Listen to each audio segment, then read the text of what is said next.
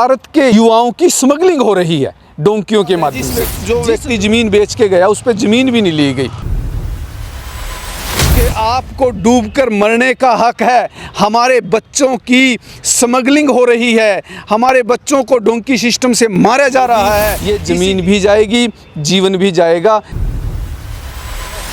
देश के अंदर, भारत के अंदर किसान वर्ग पूर्ण रूप से बिछड़ गया। किसानों की आय दुगनी होती, किसानों की आत्महत्या घटती, किसानों के बच्चे विदेशों में नहीं जाते। सरकार ने अपना फ़ायदा देखा है, मजदूर का, किसान का फ़ायदा नहीं देखा। आंदोलन करके देखे, लड़के देखा किसानों ने, सब प्रकार के काम कर लिए, आखिर किसान जाए तो जाए कहाँ। सारे भाई ने राम राम भाई। कैथल का देवीलाल पार्क में तो मौजूद हाँ भाई। इलेक्शना था पहले मोदी ने न्यू कहा था भाई 2022 में किसाना की आय दुगनी हो जाएगी और 2024 आ गया है। अब कितनी आय दुगनी हुई है वह किसाना तो ही पता है। और भाई और आज हमारे साथ इस विषय पर बातचीत करांगे रणदीप आर्य। राम राम जी। नमस्ते जी। एक बार अपना पूरा पद और नाम बता दो जी। मेरा नाम रणदीप सिंह आर्य है, मैं भारतीय किसान संघ से प्रदेश प्रवक्ता हूँ।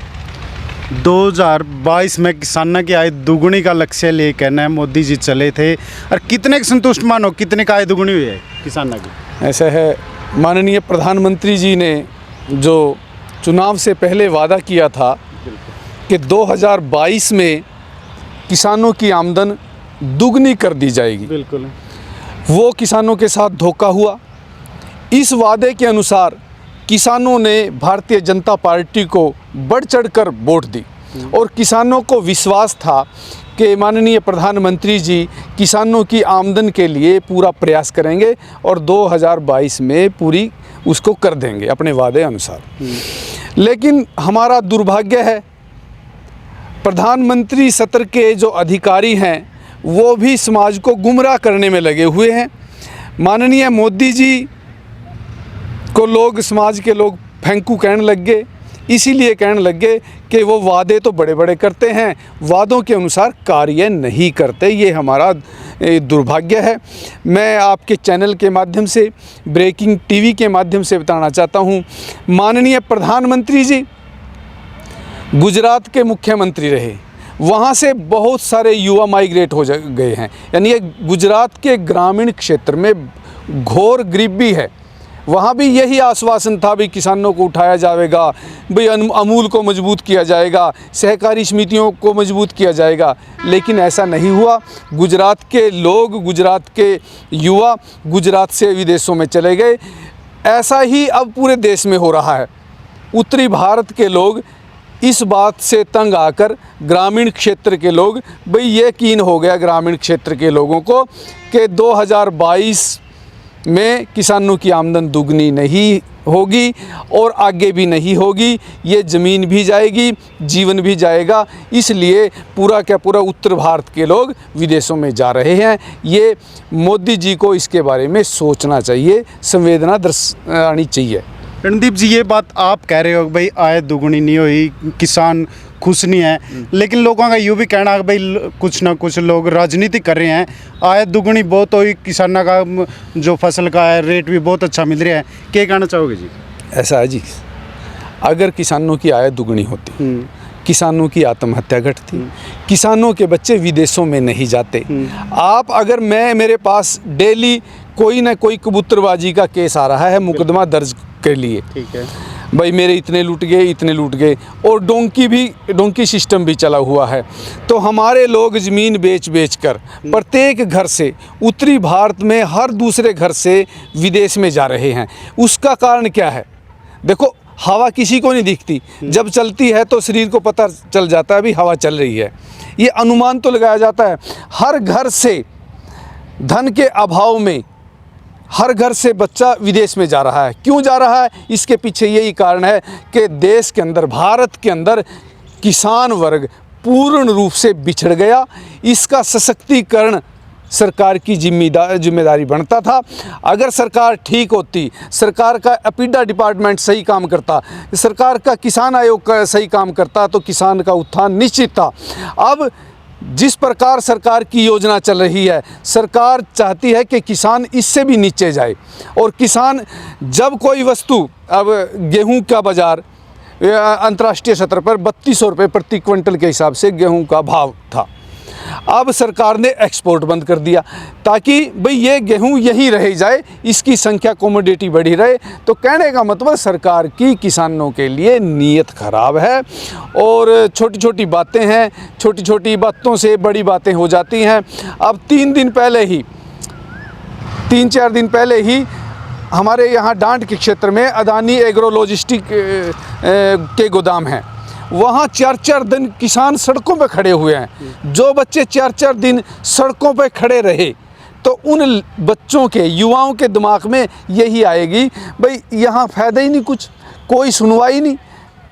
मैंने डिप्टी कमिश्नर पर चीफ सेक्रेटरी पर फ़ोन किया, किसी ने सुनवाई नहीं करी। वो तो संयोग से लोक मित्तल CID के जो उच्च अधिकारी हैं उनसे कहा, उन्होंने FCI वाले से कहा भी है लेटर दो, तुलाई शुरू करो। कहने का मतलब किसानों की सूझबूझ कोई नहीं ले रहा, इसीलिए किसानों के बच्चे विदेशों में जा रहे हैं।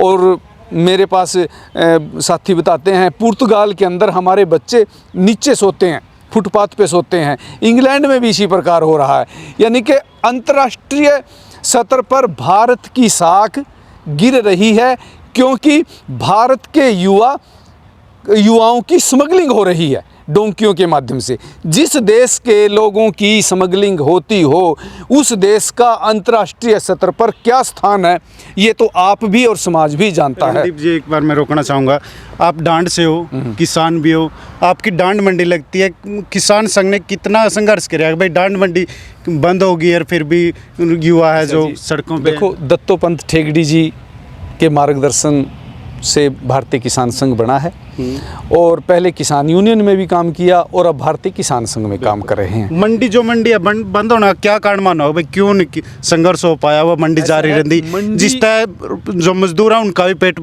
पलदा और किसान नहीं फायदा हो। देखो, जब से गोदाम CLO सिस्टम आया है, CLO सिस्टम से सरकार को FCI को फ़ायदा हो रहा है, उसमें वेस्टेज कम हो रही है, इसमें कोई शक नहीं। यानी सरकार ने अपना फ़ायदा देखा है, मजदूर का और किसान का फ़ायदा नहीं देखा है। इससे जो चेन है, मजदूर से लेकर मंडी में सफाई वाला है, जमादार है, उनका सबका नुकसान हुआ है मंडियों के अंदर।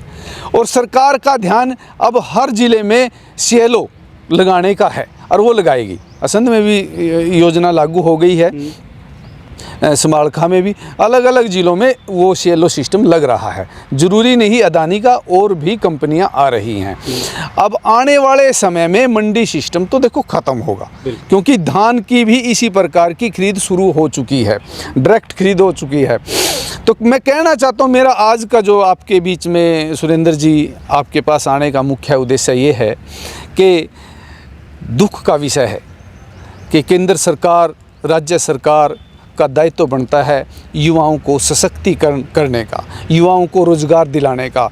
और हमारे ही बीच में से हमारे बच्चे, देखो हमारे बच्चे विदेश में जा रहे हैं पढ़ाई के नाम पर, विदेश में दूसरे देशों की GDP को सफल बना रहे हैं, मजबूत बना रहे हैं। यहाँ से प्रत्येक बच्चे की एवरेज है 20 लाख रुपए ले जाने की भारत से, और 3 लाख बच्चे हमारे दिल्ली एयरपोर्ट के अनुसार से प्रत्येक वर्ष विदेश में जा रहे हैं जो नहीं आ रहे हैं।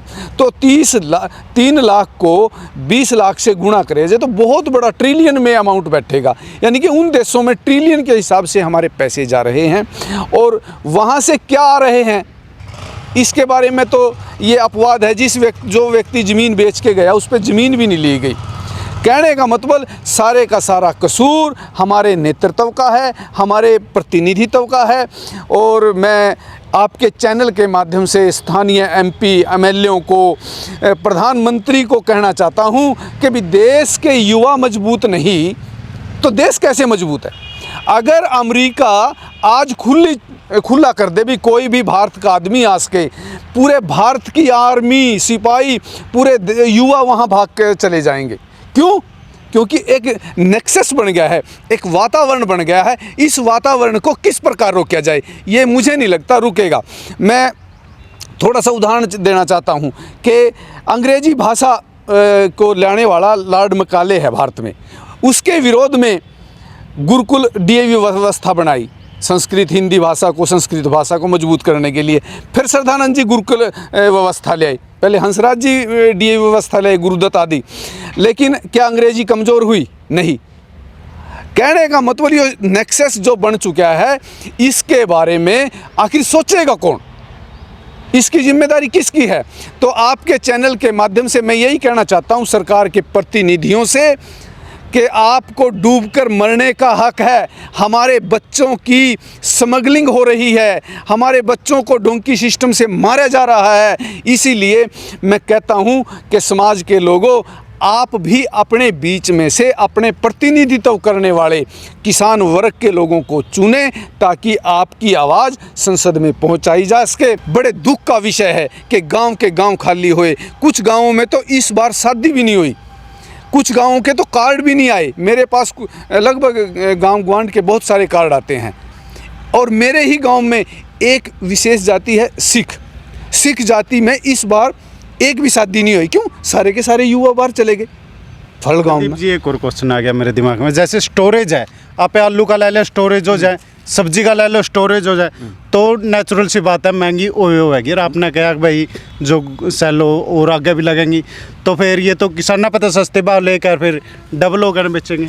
देखो रेट तो बढ़ेगा फिर किसी भी चीज़ का। देखो सरकार, एक विषय रह गया था एफिलेशन का, मुद्रास्फीति का विषय। सरकार के दो काम हैं सबसे महत्वपूर्ण। एक तो बाजार को नियंत्रित रखना, सस्ती वस्तुएं उपलब्ध कराना, और इसको मुद्रास्फीति को नियंत्रित रखना। मैं मानता हूं डिमांड एंड सप्लाई का विषय है, ये बाजार में काबू करना बड़ा मुश्किल है। लेकिन सरकार किसानों की ओर ध्यान नहीं दे रही कि किसानों को कैसे मजबूत किया जाए। जैसे शांता कुमार आयोग की रिपोर्ट थी, वो लागू करनी चाहिए थी केंद्र सरकार ने, वो नहीं करी। 3 आयोग बैठे, डॉक्टर स्वामीनाथन आयोग, भूपेंद्र सिंह हुड्डा 5 राज्यों के मुख्यमंत्री, और ये उसका प्रधान बनाया था, उसकी आयोग की रिपोर्ट। उससे पहले गुरनाम सिंह, उसकी एक जलंधर यूनिवर्सिटी का प्रिंसिपल था, वीसी था, उसके वो आयोग बनाया था, उसकी रिपोर्ट, कई रिपोर्ट आली। कहने का मतलब कोई भी रिपोर्ट लागू नहीं करी, ना किसान आयोग को व्यवहारिक कराया, ना जो commission for cost and price है हमारा, उसको भी ना लागू कराया। इस प्रकार की बातें जो किसान के खिलाफ जा रही हैं, उनको जब तक किसान आयोग को, एमएसपी आयोग को जब तक व्यवहारी नहीं करेंगे, जब तक किसान को संविधान की ओर से संरक्षण नहीं देंगे, तब तक किसान मजबूत नहीं होगा। मैं आपके चैनल के माध्यम से समाज को बताना चाहता हूं, चाहे कितने जोर ला लो, लेकिन इन आयोगों को व्यवहारिक कौन करेगा? वो करेगा जो आपके बीच में से किसान मानसिकता का व्यक्ति संसद में जाए, विधानसभा में जाए। वो किसान भेज नहीं रहे, क्योंकि राजनीति पूंजीपतियों के हाथ में आ चुकी है। आने वाला समय कैपिटलिस्टों का होगा, पूंजीवादियों का होगा। तो आपके चैनल के माध्यम से मैं वर्तमान सरकार को कोसता हूं, कि कहता हूं कि आखिर एक नज़रअंदाज करने का विषय को नज़रअंदाज करने की एक सीमा होती है। वर्तमान सरकार सभी पहलुओं को, किसानों से संबंधित बातों को नज़रअंदाज कर रही है। इसके बाद एक लास्ट क्वेश्चन रह गया मेरा, जो आगजनी के कारण किसानों की हर साल फसल बर्बाद हो जाए, जड़ जाए, क्यों ना कोई ऐसा कानून पास कर दी सरकार कि जो भी आगजनी के कारण जो भी फसल तय होएगी, जड़ेगी, उसका विशेष मुआवजा किसानों को मिलेगा। ये बहुत 2-3 दिन पहले है गाँव कैलरम में भी बहुत नुकसान। ये आपने बहुत महत्वपूर्ण सवाल भी पूछा है, और इसका जवाब भी ज़रूर बनता है कि वर्तमान स्थिति में जो जहाँ किसानों की आग से फसल जल जाती है, ये सरकार का दायित्व बनता है तुरंत प्रभाव से वहाँ गर्दौरी कराई जाए, फिजिकल वेरिफिकेशन कराई जाए, और उस किसान को सरकार के राहत कोष से, सरकार का एक किसान राहत कोष विभाग होता है, उससे उसको मुआवजा दिया जाए जितने की उसकी फसल खराब हुई। तो ऐसा सरकार, अब रोना क्या है, सरकार किसानों की कोई सुनता ही नहीं। किसानों के प्रति किसी प्रकार का ये प्रशासन और राजनेता लोग संवेदना भी नहीं दर्शाते। तो आंदोलन करके देखे, लड़के देखा किसानों ने, सब प्रकार के काम कर लिए, आखिर किसान जाए तो जाए कहाँ।